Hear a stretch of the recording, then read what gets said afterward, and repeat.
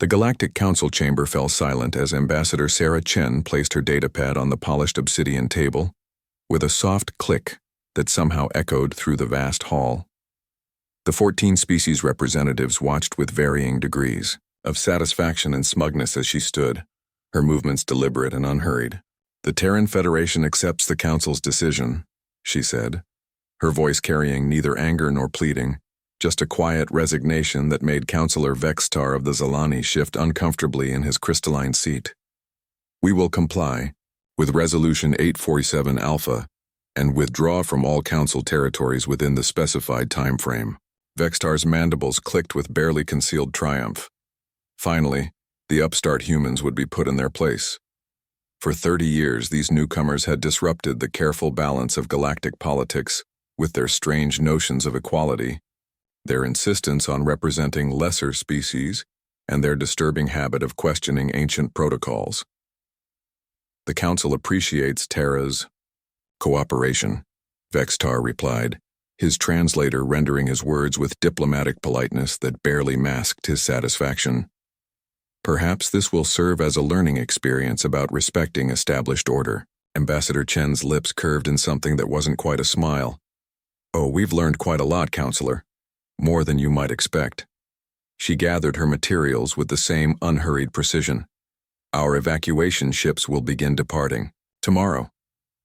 As the human delegation filed out, their footsteps muffled by the chamber's acoustic dampeners, High Counselor Threx of the ancient Catherian Empire felt a strange unease. In all his centuries of political maneuvering, he had never seen a species accept exile so quietly. Where were the threats? The desperate negotiations? The emotional appeals? The answer began revealing itself within weeks.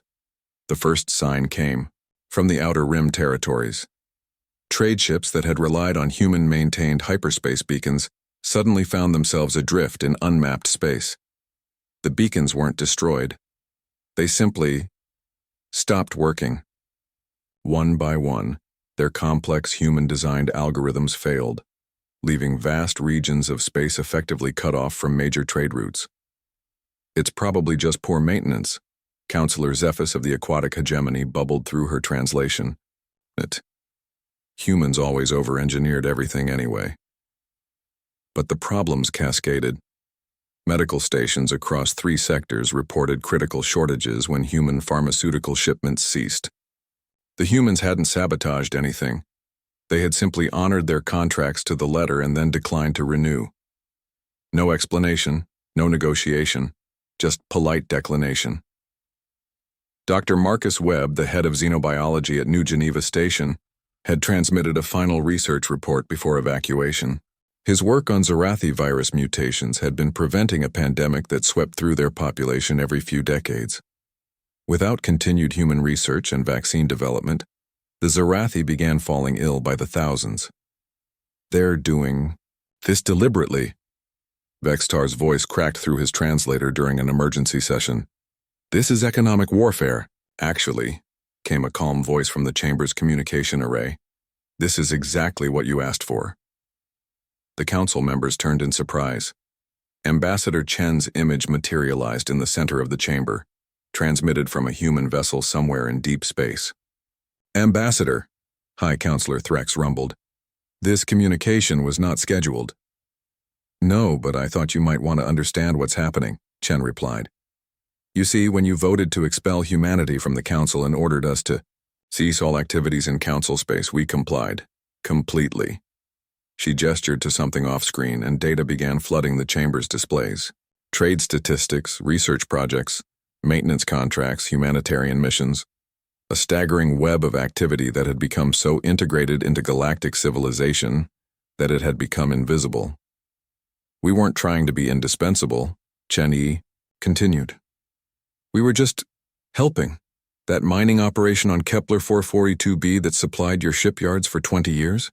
We designed the atmospheric processors that make it viable.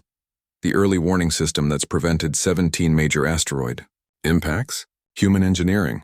The universal translator protocols that let you all understand each other, based on human linguistic algorithms." Counselor Zephys's aquatic form turned a deeper shade of blue, a sign of distress among her people. "You could have warned us of the dependencies. Would you have listened?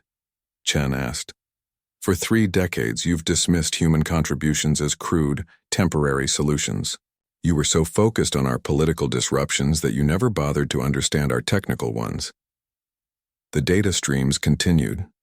Agricultural yield improvements, pandemic prevention programs, infrastructure maintenance contracts, all quietly canceled as humans withdrew. Nothing dramatic, nothing vindictive, just the systematic removal of 30 years of helpful integration. The Zarathi situation is particularly concerning, Chen noted, her voice softening slightly. Dr. Webb left comprehensive notes with his replacement, but it takes years to develop the expertise for that kind of work. We estimate you have perhaps 6 months before the next major outbreak. High Counselor Threx felt his 4 hearts beating irregularly. What do you want, Ambassador? What are your terms for returning? Chen was quiet for a long moment. When she spoke, her voice carried no triumph, only sadness. You misunderstand. High Counselor, we're not negotiating, we're not playing politics, we're not coming back. The chamber erupted in protests, but Chen continued calmly.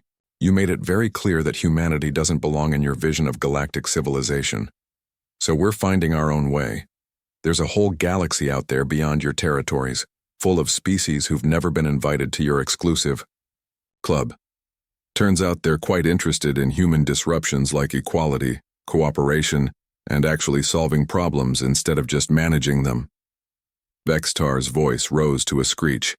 You can't just abandon your responsibilities. What responsibilities? Chen asked quietly. To a council that voted us out?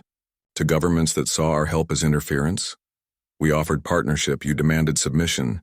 We offered innovation, you preferred tradition. We offered friendship, you chose suspicion. The transmission flickered, and Chen stood to leave. The galaxy is vast, counselors. There's room for all of us, but perhaps next time you'll think twice before asking someone to leave who was only trying to help. The communication ended, leaving the chamber in stunned silence. In the months that followed, as trade networks collapsed and crises mounted without human intervention, the council learned a bitter truth. Quiet departure was often more devastating than dramatic revenge. The humans hadn't destroyed anything. They had simply taken their competence, their innovations, and their troublesome idealism somewhere else. And the galaxy, so carefully ordered and controlled, began to crumble at the edges where human hands no longer held it together. The last transmission from human space was brief, transmitted on all frequencies. The door remains open. When you're ready to be partners instead of rulers, you know where to find us. But by then, the Council's pride had cost them more than they ever imagined, and the humans had already begun building something new among the stars.